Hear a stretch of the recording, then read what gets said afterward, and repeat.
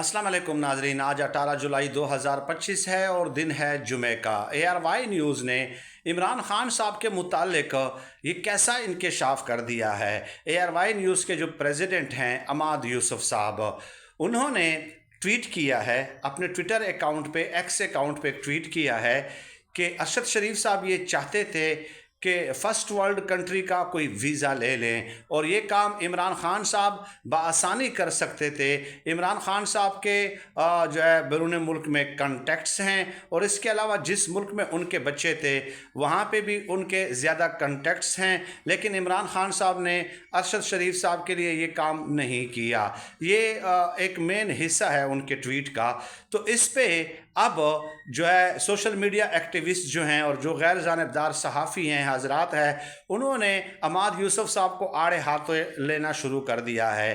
पहले तो अमाद यूसुफ साहब से ये सवाल पूछा गया कि जिन दिनों अरशद शरीफ साहब की ज़िंदगी को ख़तरात थे तो उन दिनों उन्होंने president of Pakistan, chief justice of Pakistan वगैरह को खतूत भी लिखे थे अपनी ज़िंदगी के हवाले से और अपने प्रोटेक्शन के हवाले से। तो ARY न्यूज़ ने उनके तमाम सोशल मीडिया प्लेटफॉर्म्स पे से और वो कर दिया था, इज़हार ला ताल्लुक़ी कर दिया था और उनको जॉब से भी हटा दिया था। तो क्या इसकी ज़िम्मेदारी अमाद यूसुफ साहब लेंगे कि उन्होंने नौकरी से क्यों हटाया है? दूसरा सवाल उनसे पूछा गया है कि ARY न्यूज़ का और उनके जो ऑनर हैं उनका पूरी दुनिया में एक बिज़नेस एम्पायर हैं, अरबपति करोड़पति इंसान हैं, तो क्या वो इतना भी नहीं कर सकते थे कि अरशद शरीफ साहब के लिए जो है वो वीज़ा अरेंज कर लेते? और तीसरा फिर सवाल पूछा गया कि क्या इमरान खान साहब ने ट्रैवलिंग एजेंसी खोली हुई थी कि वो लोगों के लिए वीज़ों का बंदोबस्त करते रहते, क्योंकि ख़तरात तो बहुत सारे लोगों को थे। चुनाचे अबू ज़र नियाज़ी वगैरह ने ये ट्वीट किया है और अमाद यूसुफ को मुखातिब करते हुए कहा कि आप हमें बताइए कि काशिफ अब्बासी की आवाज़ क्यों खामोश की गई है।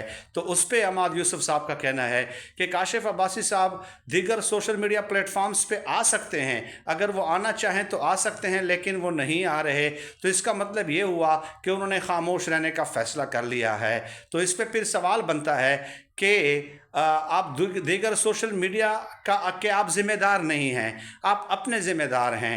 आपने उनको क्यों हटाया है? आपने उनको जो है ना उनकी आवाज़ क्यों बंद की है? आप अपने सवाल का जवाब दें।